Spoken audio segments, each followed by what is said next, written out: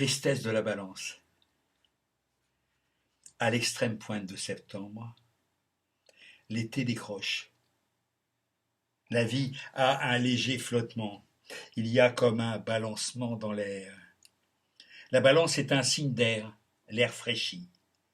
La balance se dépêche de rentrer par crainte de prendre froid. La balance s'enrhume pour rien. La balance craint également de prendre chaud. Le chaud et le froid donnent des sueurs à la balance. Elle ne se plaît que dans les climats bien tempérés. Les symboles passent. Déjà la moitié du zodiaque, on se retrouve en face du bélier. Le bélier fait signe. La balance fait semblant de ne pas le voir. Elle se sent un peu triste. La balance s'attriste pour un rien. Elle est inquiète, préoccupée. La balance a des préoccupations très fines, entrecoupées par un lancinant désir de distraction.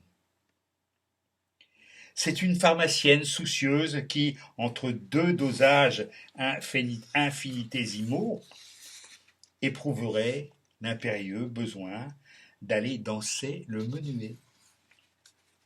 Le menuet, pas la java. La balance a horreur de la java. Je m'emporte. La balance n'a horreur de rien. Disons que la balance ne goûte guère à la java.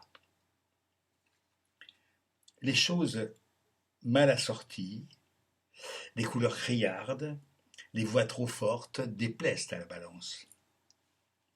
Elle n'apprécie que les instruments de musique bien tempérés. Un défaut de balance lui gâche tout le plaisir de la stéréophonie.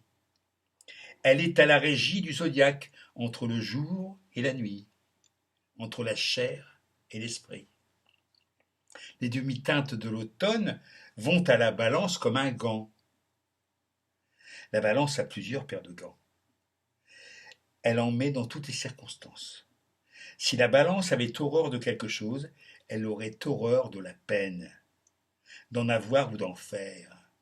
La balance n'est pas un homme de peine. La balance supporte mal les conflits, qu'ils soient familiaux, vicinaux ou internationaux. Elle veut avoir la paix.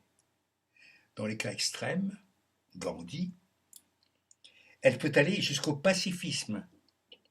Dans les cas ordinaires, la balance est un être plein de bonne volonté qui souhaite vivre en bonne intelligence. La balance est diplomate. La balance a le sens de la justice, à moins que ce ne soit la justice qui ait le sens de la balance.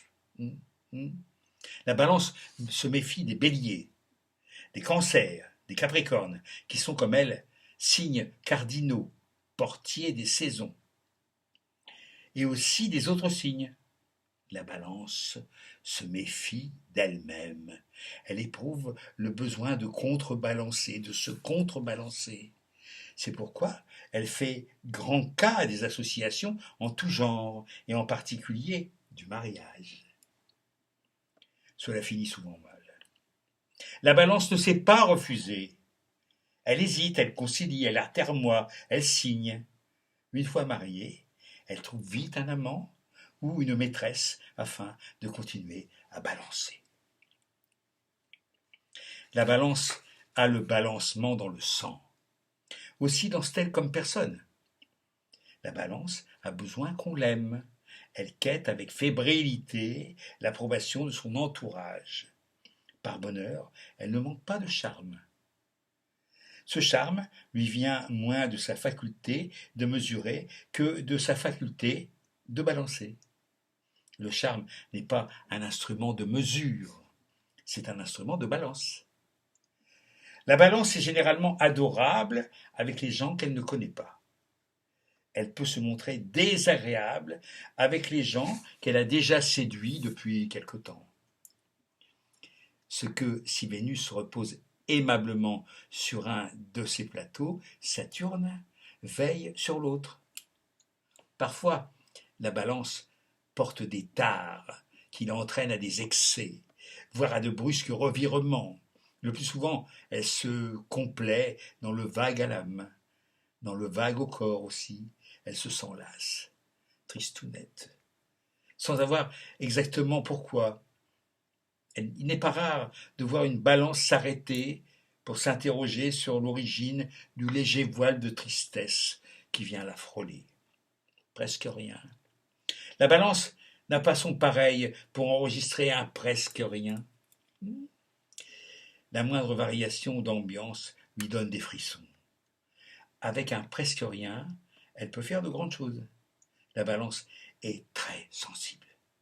La balance partage avec le Capricorne le monopole de la mélancolie. La mélancolie est un presque rien qui peut peser lourd. Certains l'appellent neurasthénie. La balance ascendant Capricorne est très mélancolique. Pour elle, la gaieté a quelque chose de vulgaire et même de pathologique. Tous les équilibres sont fragiles. À peine la nuit a-t-elle rattrapé le jour que déjà elle l'emporte sur lui. La matière et l'esprit se jouent des tours complètement irrationnels.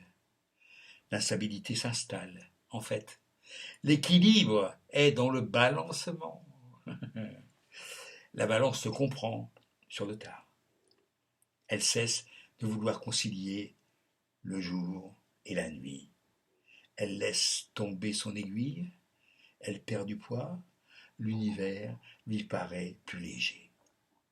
Alors, au beau milieu du zodiaque, dans la mouvance de la chair et de l'esprit, du jour et de la nuit, la balance s'en balance.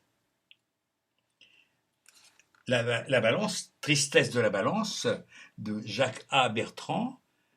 Je remonte petit à petit les signes du zodiaque. Et là, c'est une balance tout à fait charmante et très séductrice. Attention les mecs, hein. Les balances, je connais. Allez, hasta la victoria.